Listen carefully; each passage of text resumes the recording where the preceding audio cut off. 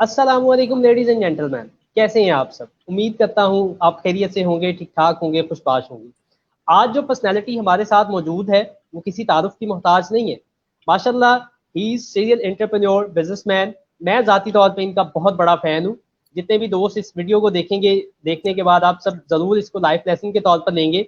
सो आपका ज़्यादा टाइम का ज़िया किए बिना मैं खुदम जुबैरी साहब से रिक्वेस्ट करूँगा, सर आप अपना ज़रा ब्रीफली डिस्क्रिप्शन, अपना तारुफ करवाइएगा हमारी ऑडियंस से। Thanks Shiraz for having me. Jumpstart का फाउंडर और सीईओ हूँ। उसके अलावा क्या कहते हैं, बहुत से वेंचर्स के ऊपर काम हो रहा है। एक आईटी की फर्म है, उसके अंदर सर्विसेज और प्रोडक्ट्स के ऊपर काम होता है, तो उसको लीड कर रहा हूँ। और बस पाकिस्तान को तब्दील करने की कोशिश कर रहे हैं through entrepreneurship. So that's the brief introduction you can say. That's an amazing. Sir yesterday आपके जो हैं वाइस प्रेसिडेंट है शायद आपकी कंपनी जंप स्टार्ट के, उनका इंटरव्यू भी था, शबीर साहब, शबीर भट्टी साहब, उनका भी जी, इंटरव्यू वो था कल मेरे साथ।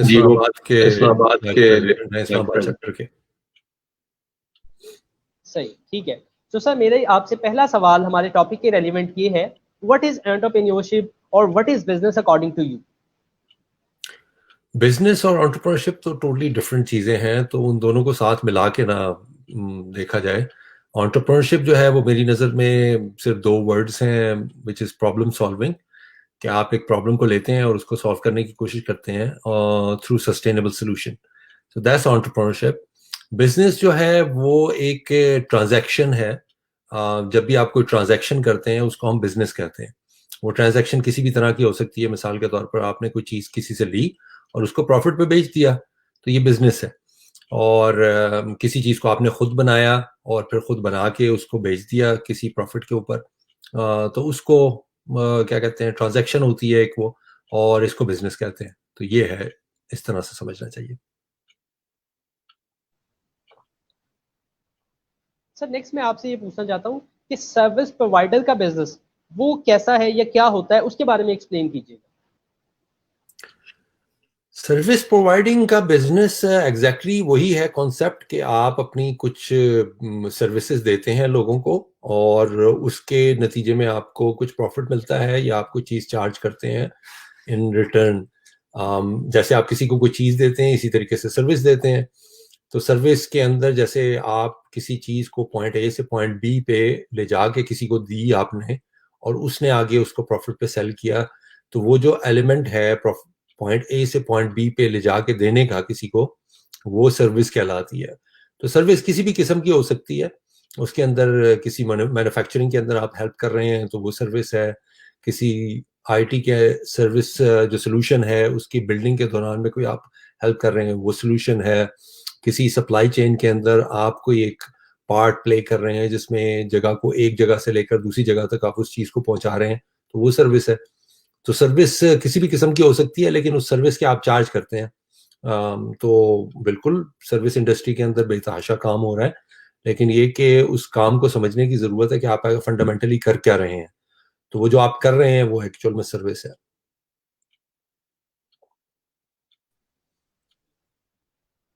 सर आपके अकॉर्डिंगली किसी भी बिजनेस को स्टैब्लिश करने के लिए, स्टार्ट करने के लिए, सॉरी स्टैब्लिश नहीं, स्टार्ट करने के लिए हमें मिनिमम कितनी इन्वेस्टमेंट चाहिए या मिनिमम कितनी अमाउंट रिक्वायर्ड है। मेरे नज़दीक तो ज़ीरो चाहिए आपको। जो स्टार्ट करने का काम है उसके लिए आपको ज़ीरो इन्वेस्टमेंट चाहिए। लेकिन सर मेरे नाक़िस इल्म के मुताबिक हम सारे तो यहाँ पे जितने भी पाकिस्तान के अंदर कम से कम तो ये सुनते हैं या कहा जाता है कि अगर आपने बिजनेस करना है, कारोबार करना है, तो आपके पास लाखों रुपया होना चाहिए, इतने पैसे होने चाहिए। तो इसको एक्सप्लेन कीजिएगा कि जीरो से आप कैसे हम स्टार्ट कर सकते हैं, या मतलब जीरो मनी से अगर मेरे जैसा बंदा भी स्टार्ट करना चाहे तो वो कैसे कर सकता है।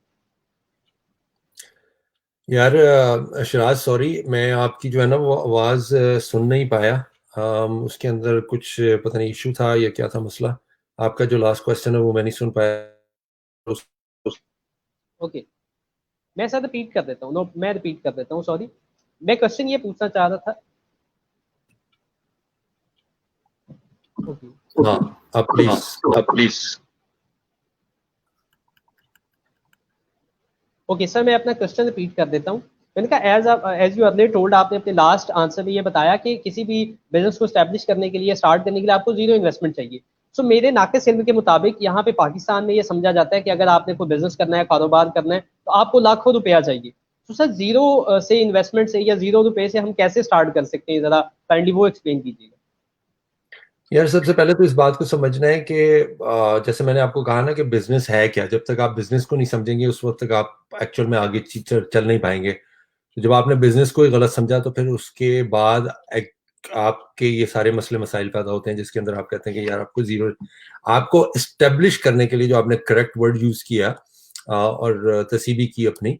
तो आपका सवाल यह था कि स्टार्ट करने के लिए, तो स्टार्ट करने का तो मैंने जवाब दे दिया। हाँ, इस्टेब्लिश करने के लिए शायद आपको इन्वेस्टमेंट चाहिए हो। इन्वेस्टमेंट जो है वो आप सिर्फ उस वक्त लेते हैं जब आपको ये डर होता है कि आप अपने रिसोर्सेज की बेस पर आगे बिजनेस नहीं चला पाएंगे, और अगर चलाएंगे तो आप पीछे रह जाएंगे। तो जब आप और कोई आपसे आगे निकल जाएगा। तो इन्वेस्टमेंट सिर्फ आप उस वक्त लेते हैं जब आपको ये डर होता है। तो इस बात को समझें कि इन्वेस्टमेंट क्यों ली जाती है। जब आप इसका सवाल का जवाब देंगे तो फिर आपको इस बात का जवाब भी मिल जाएगा कि बिजनेस स्टार्ट करने के लिए आपको इन्वेस्टमेंट नहीं चाहिए। बहुत से लोग ये सवाल करते हैं कि एक बहुत सी, जैसे मिसाल के तौर पर आपने एक दुकान सेट करनी है, वो ऑनलाइन हो या ऑफलाइन हो, जो भी हो, उसके लिए मुझे उसको बहुत अच्छा बनाना है, उसकी डेकोरेशन बहुत अच्छी करनी है, उसमें फूल बूटे लगाने हैं, उसको अट्रैक्टिव बनाना है, उसमें अगर फिजिकल है तो शीशे के गिलास लगाने हैं, एक आउटकम उसकी जो है वो बहुत ज़्यादा अपीलिंग हो लोगों के लिए, तो आप उसके ऊपर लग जाते हैं। लेकिन जो आपका एक्चुअल बिजनेस होता है वो चीज़ें बेचना होता है। तो चीज़ें बेचने के लिए आपको जीरो इन्वेस्टमेंट चाहिए। मैं आपको कोई चीज़ बेच सकता हूँ बगैर किसी इन्वेस्टमेंट के। मेरे पास अगर कोई चीज़ हो, वो बेशक सर्विस हो या प्रोडक्ट हो, मैं आपको बेच सकता हूँ बगैर किसी शॉप फ्रंट के। बहुत से लोग बेचते हैं और हिस्टोरिकली करते ही यही होता रहा है। किसी की शॉप नहीं होती थी, लोग अभी भी अपने कंधे के ऊपर कोई चीज उठा के और बेचना शुरू कर देते हैं। बहुत से आपने लोगों की एग्जांपल देखी होगी और वो बहुत अच्छा बिजनेस कर रहे होते हैं। तो शुरू करने के लिए तो कोई आपको इन्वेस्टमेंट नहीं चाहिए।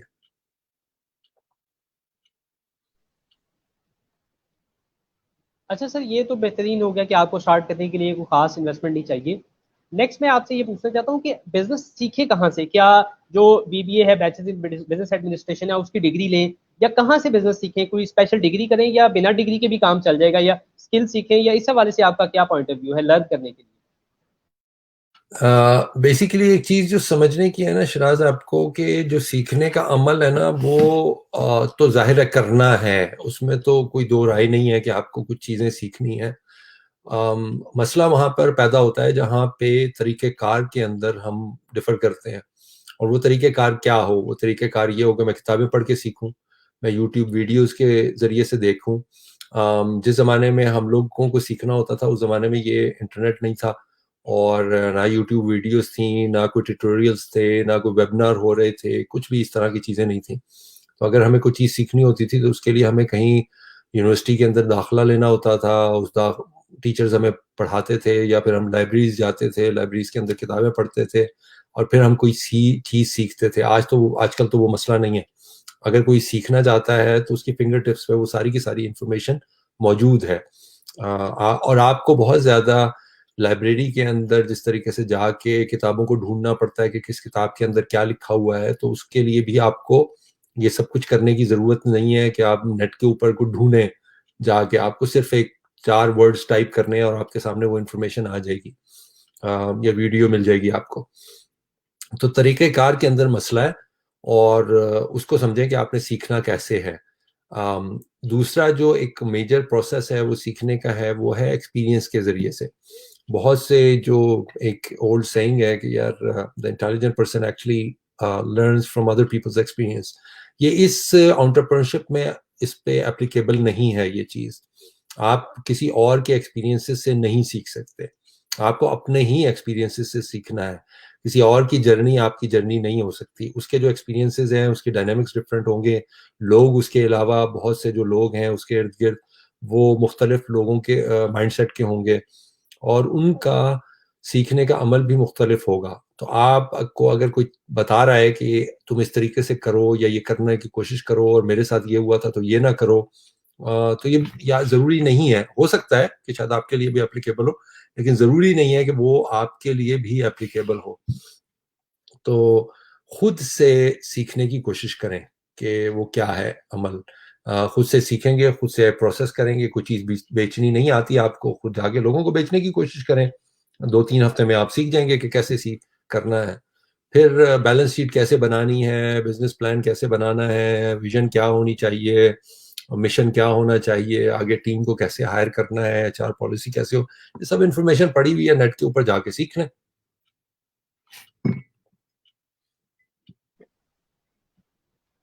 सही है, बहुत बेहतरीन सर। मुझे बड़ी इन्फॉर्मेशन मिल रही है, बड़ा मज़ा आ रहा है आपके एक्सपीरियंस से सीखने का। नेक्स्ट मैं आपसे ये पूछना चाहता हूँ, काइंडली आप अपनी बुक्स रिकमेंडेशन दीजिएगा आपके अकॉर्डिंगली, कि वो बुक्स रीड करें अगर मैं या हमारी जो ऑडियंस है तो उनको बेनिफिट हो सकता है या बिजनेस के रेलिवेंट उनको इन्फॉर्मेशन मिल सकती है। तो 2 4 5 आप काइंडली बताइएगा। और सेकंड क्वेश्चन का पार्ट ये है कि उसके साथ जो बंदे हैं बिजनेसमैन, जो आप कहेंगे कि यार उनको फॉलो करो, उनसे थोड़ा लर्न करो या सीखो, इस हवाले से भी बताइए।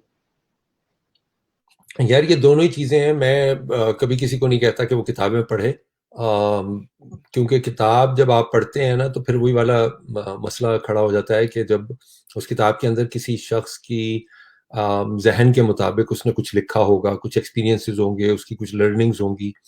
अ, अगर आपने एक मीडियोकर किस्म का, एक एवरेज किस्म का एंटरप्रेन्योर बनना है या बिजनेसमैन बनना है तो फिर तो आप किताबें पढ़ें जाके। लेकिन आपने अगर बहुत ही कोई एक्सेप्शनल किस्म की इलॉन मस्क और स्टीव जॉब्स के लेवल का कोई काम करना है तो फिर किताबों से नहीं पढ़ के आप पहुंच सकते वहां पे।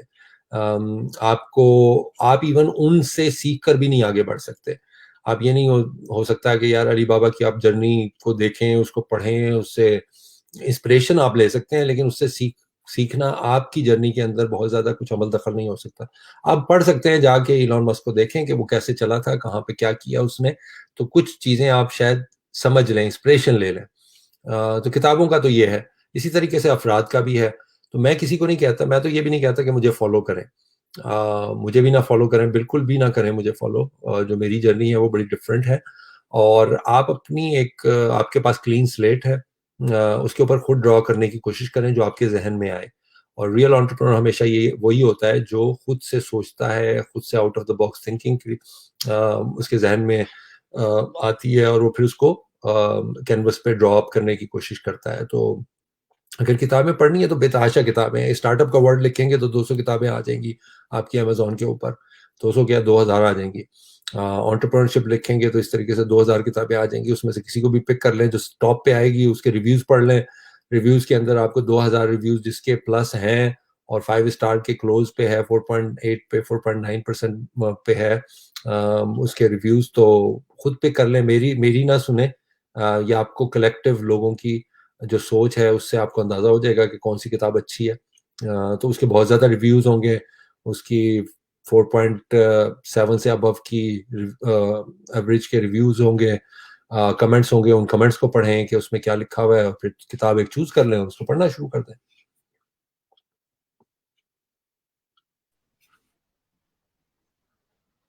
सर हम पाकिस्तानी, हमारी यहाँ पे ज़्यादातर जो आबादी है वो यूथ पे मुश्तमिल है। हम क्यों कोई नई चीज़ इन्वेंट नहीं कर पा रहे, या कोई नई चीज़, कोई नए एंटरप्रेन्योर्स पैदा नहीं कर पा रहे, या वो कोई नया स्टार्टअप नहीं लगा पा रहे? इसके पीछे क्या रीज़न है, आप क्या समझते हैं? ये बिल्कुल गलत बात है कि हम नहीं कर पा रहे हैं। बिल्कुल हम कर पा रहे हैं।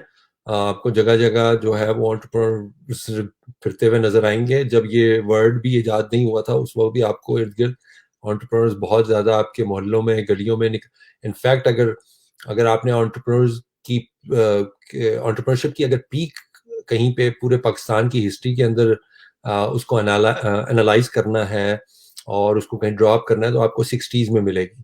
तो 60s का पाकिस्तान उठा के देख लें, उस वक्त आपको जगह जगह, गलियों के अंदर, घरों के अंदर, हर जगह आपको एंटरप्रेन्योरशिप ही मिलेगी।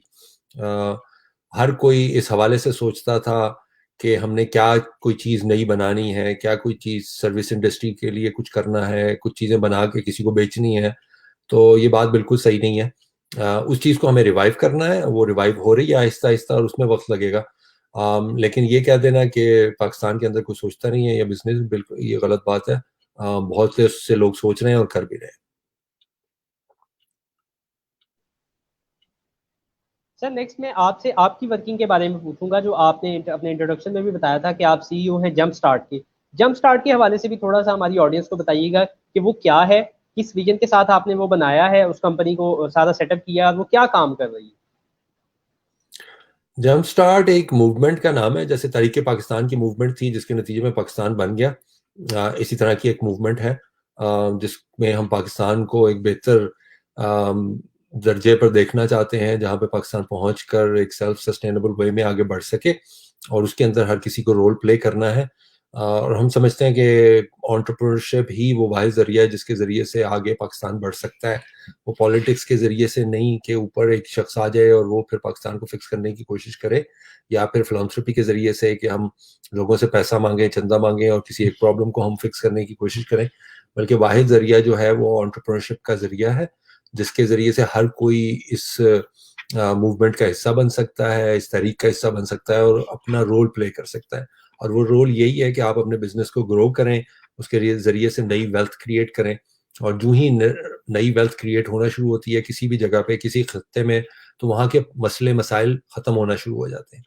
तो ये वो तरीका कार है जो जमस्टार्ट ने अपनाया है, और उसके ज़रिए से हम पिछले कोई 7 साल से आगे चल रहे हैं, जिसमें स्टार्टअप्स के साथ काम हो रहा है, फिर एसएमईज को स्केल किया जा रहा है, फिर जो पूरी आपकी इकोसिस्टम का एनालिसिस है वो हो रहा है। काफ़ी चीज़ें हो रही हैं बैकग्राउंड के अंदर, और छोटे छोटे से इवेंट्स होते हैं, बड़े इवेंट्स भी होते हैं, जैसे लिफ्ट पाकिस्तान है, वो साल में एक मरतबा होता है। तो उसका मकसद यही है कि तहरीक को आगे लेके चला जाए, और इसी तरीके से हम लोग आगे चल रहे हैं।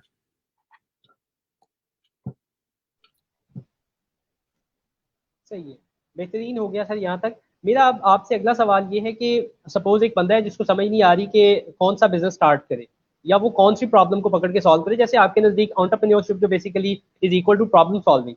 सो एक बंदे को कैसे पता चले कि यार मैं कौन से मसले को हल करूँ, या मैं किस साइड पे जाऊँ, किस लाइन पे जाऊँ? इस हवाले से आपकी क्या ओपिनियन? मकसद बिजनेस करना नहीं है, मकसद एंटरप्रेन्योर बनना नहीं है। मकसद ये है कि जो कोई प्रॉब्लम नजर आ रही है उसको फिक्स करना है। तो पहले तो ये बात क्लियर कर लें कि मकसद पे नजर रखें। जब तक आप मकसद पे नजर नहीं रखेंगे उस वक्त तक आप उसका कोई हल भी नहीं ढूंढ पाएंगे। तो अमूमन जो जहाँ पे लोग गलत सोच रहे हैं वो ये है कि उनको ये बताया गया कि आपने अगर आप ये पैथ फॉलो करें या आप एंटरप्रेन्योर बनने की कोशिश करें तो आपके पास बहुत ज़्यादा पैसा आ जाएगा, और जो कि जॉब में नहीं है। तो इस वजह से लोग इसको कर रहे हैं, तो ये गलत मकसद है। और मैं उन तमाम हजरात को जो बहुत ज़्यादा पैसा कमाना चाहते हैं, आगे बढ़ना चाहते हैं, उनसे मेरी गुजारिश होगी कि वो ये काम ना करें। बिल्कुल एंटरप्रेन्योर ना बनने की कोशिश करें, ना उसके ऊपर अपना वक्त ज़ाया करें। किसी अच्छी जगह पे जॉब करें और फिर आहिस्ता आहिस्ता बढ़ते चले जाएं। आपको मीडिया के अंदर किसी लाइन को पकड़ लें, आप वहाँ पे भी 40-50 लाख महीने के कमा सकते हैं, किसी जॉब में बहुत अच्छे लेवल के ऊपर जा सकते हैं। मैनेजमेंट की कुछ स्किल सीख लें, आप बेशक जॉब कर लें, उसमें शायद आपको ज़्यादा सुकून भी मिले और आप ज़्यादा पैसा भी कमा लें। एंटरप्रेन्योरशिप के जो ऑड्स हैं जिसके अंदर आप ज़्यादा पैसा कमा सकते हैं वो बहुत कम है। बहुत कम चांसेस हैं कि आप एक एंटरप्रेन्योर बन के पैसा बहुत ज़्यादा कमा सकें, बहुत कम चांसेस हैं, जबकि जॉब में बहुत ज़्यादा चांसेस हैं आपके। तो ये काम बिल्कुल ना करें। अगर आप बिल्कुल ही सरफिरे इंसान हैं और पागल हैं और आप समझते हैं कि यार नहीं मैं दुनिया के मसले मसाइल हल करूंगा, तो फिर ये काम करें और किसी एक प्रॉब्लम को ले लें और उसको फिक्स करने की कोशिश करें। ये ना सोचें कि यार ई कॉमर्स का बड़ा दौर दौरा है, या फिर कोई ग्राफिक डिजाइनिंग बहुत अच्छी होती है, या एसईओ बहुत अच्छा होता है। टेक्निकल हवालों से एक तो एंटरप्रेन्योरशिप को जोड़ दिया गया है। या फिर आपको किसी कोई एक बहुत बड़ी चेन नजर आई बेकरी की, तो आपने कहा यार इसने बड़े पैसे कमा लिए हैं तो मैं भी एक बेकरी खोलता हूँ और उसकी 200 दुकानें खोल दूंगा। तो इस तरह से मकसद को क्लियर करें कि आपने करना क्या, क्या प्रॉब्लम आप जिसको सॉल्व करना चाहते हैं, तो वो पहले आइडेंटिफाई करें। तो बाकी उसका जवाब जो है कि यार कहाँ से करना है, जो आप मेरे से सवाल कर रहे हैं वो आपको जवाब खुद तलाश करना है। मैं नहीं बता सकता और कोई भी नहीं बता सकता, और जो बताने की आपको कोशिश कर रहा है वो आपको एक्सप्लॉइट कर रहा है या फिर आपसे कुछ 4 पैसे कमाने की कोशिश कर रहा है।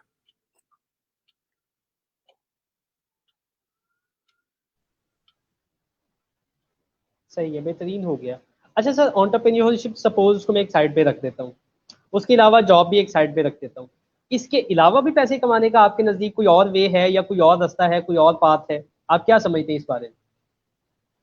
यार पैसा तो आपका बिजनेस से ही कमाएंगे ना। आप पैसा कैसे कमाएंगे? मतलब एक तो तरीका यह है कि आप मतलब पॉलिटिक्स में आ जाएं और 2 नंबरी से पैसा कमाएं, और उसके बाद इस तरह कमाया जा सकता है। पाकिस्तान में बहुत से लोग कमाते हैं इस तरह से। तो ये पॉलिटिक्स भी एक जरिया है। दूसरा जरिया ये है कि आप लोगों से चंदा मांगें और उसमें से अपना कट रख लें, या अपनी सैलरी रख लें कि यार मैं इतना पैसा आ रहा है तो मैं उसमें से पैसा कर लूँ, तो ये भी एक जरिया है।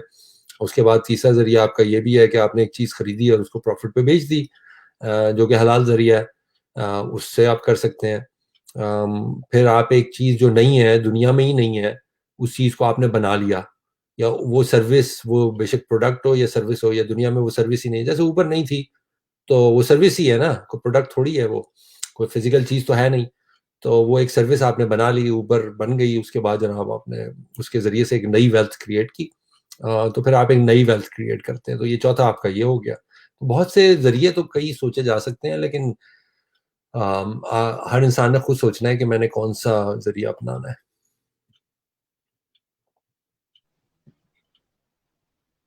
सर मतलब आपका ज़्यादा मैं यहाँ पे टाइम वेस्ट नहीं करूँगा, शॉर्ट सा टाइम है इसमें, काइंडली आप अपनी जर्नी को थोड़ा सा एक्सप्लेन अगर करना चाहें, अगर आप मुनासिब समझे तो, कि आप कैसे एंटरप्रेन्योरशिप में आए, और मतलब अभी आपने ये सारी जर्नी थोड़ा सा एक्सप्लेन कीजिएगा इस हवाले से। देखें, ख़ास तौर पर यूथ हो ना हो, बेशक आप 50 साल के हो गए हो और आप इस जर्नी को स्टार्ट करना चाहते हैं, एक बात बहुत अच्छी तरीके से ज़हन में रखने की चाहिए ज़रूरत है कि जब आप इस तरह से सोच रहे होते हैं ना कि 2 से 3 साल के अंदर आप मिलियनर बन जाएंगे, ऐसा किसी के साथ भी नहीं हुआ है।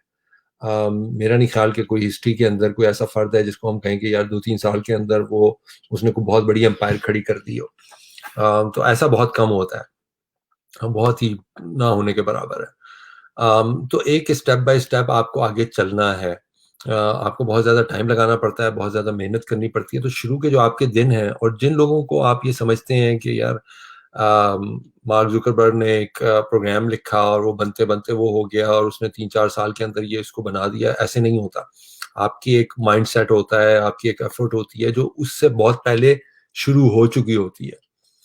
वो शायद 12 साल की उम्र में, 8 साल की उम्र में इस लेवल पे हो कि उस तमाम जर्नी के लिए रेडी हो जो उसने 20 साल का जब वो हो गया तो उसने शुरू की, और फिर करते करते वो उस जगह पे पहुंचा। इसी तरीके से आपको स्टेप बाय स्टेप चलना होता है। इलॉन मस्क जो है वो रॉकेट कभी भी नहीं बना सकता था, ना वो टेस्ला इलेक्ट्रिकल कार की एक पूरी सप्लाई चेन खड़ी कर सकता था, मैन्युफैक्चरिंग कभी भी नहीं कर सकता था अगर उसने एक पेमेंट सोल्यूशन पे काम ना किया होता, उसने अगर पेपॉल बना के उससे एग्जिट ना किया होता। तो बहुत छोटे लेवल पे आप काम करते हैं, एक यूनिक चीज़ होती है। वो छोटा लेवल ये भी हो सकता है कि अगर आपने बहुत बड़ी पाकिस्तान में 200-400 ऑटोमेटेड कार वॉशेस लगानी है, तो पहला उसका स्टेप ये है कि आप खुद एक बाल्टी लें और घर की ले लें, आपने खरीदनी नहीं है क्योंकि सिफर से काम शुरू होता है। और घर का ही वो बर्तन धोने वाला एक स्पंज लें और एक पुरानी टी शर्ट लें और जाके कपड़े बाहर धोना शुरू कर दें गाड़ियाँ। तो आपकी जर्नी यहाँ से शुरू होगी। गाड़ी जब आपने 50 गाड़ियाँ जब आप धो लेंगे ना, तो फिर आप उस जर्नी पे चल पड़ेंगे। फिर आप बेशक अच्छा शैम्पू भी ले लें, फिर आप इलेक्ट्रोनिक जो बफ बफ है वो ले लें, वो खुद से घूमना शुरू हो जाए, वो गाड़ी के उसमें लगाएं, लाइटर के अंदर लगाएं और वो खुद से घूमना शुरू हो जाए, आपको खुद से गाड़ी रगड़नी ना पड़े हाथ से कपड़े के साथ। बहुत अच्छे शैम्पू यूज करना शुरू कर दें। फिर आप 2 लोग रख लें, वो 2 लोग आपकी हेल्प करेंगे इसमें। साफ आपने खुद ही करनी है, लेकिन वो गाड़ियां घेर घेर के लाएंगे आपके पास कि जी गाड़ी धुलवा लें 100 रुपए में, अच्छे पानी से। फिर आप उसके अंदर वाटरलेस क्लीनिंग की तरफ चले जाएं। फिर आप एक जगह खरीद लें, फिर जगह खरीदने के बाद आप उसकी मल्टीपल लोकेशंस बना सकते हैं, तो हाथ से जहाँ पे गाड़ियाँ धुलती हैं। फिर आप ऑटोमेटेड कार वॉश की गाड़ी एक तरफ से घुसे, दूसरी तरफ से 7 से 8 मिनट में निकल जाए और धुली भी हो, तो ऑटोमेटेड। तो मतलब एक पूरी जर्नी है जिसके अंदर आप पहले ही दिन अगर वहां पहुंचने की कोशिश करेंगे तो सारी जिंदगी नहीं पहुंच सकते।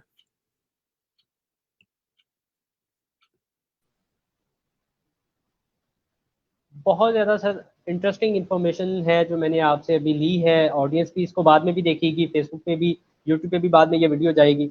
सर लाइफ लेसन या कोई एडवाइस हमारे नाज़रीन के लिए, आपका लास्ट पैगाम, फिर उसके बाद अपनी इस गुफ्तगू को ख़त्म करेंगे। काम यही है कि हम ये लास्ट पैगाम यही है कि अपनी जो मकसद है ना उस पर नजर रखें थ्रू आउट।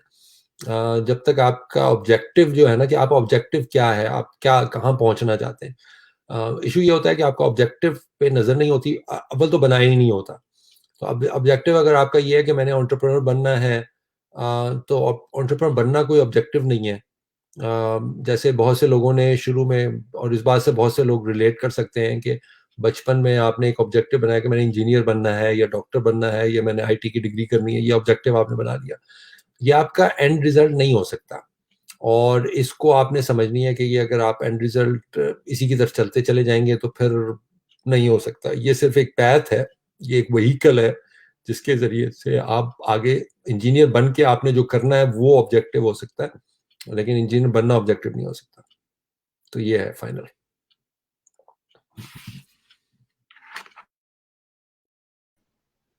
सर बहुत ज़्यादा शुक्रिया, आपने अपने वैल्यूएबल टाइम में से हमें टाइम दिया। इंशाल्लाह इससे मैंने भी बहुत कुछ सीखा है, हमारी ऑडियंस भी सीखेगी। Thank you so much. खुश रहें, आबाद रहें। अशफाक अहमद साहब की एक छोटी सी कोटेशन के साथ अपनी बात को ख़त्म करूंगा कि अल्लाह पाक हम सबको आसानियाँ अता फरमाए और आसानियाँ बांटने की तौफीक दे। अस्सलामु अलैकुम।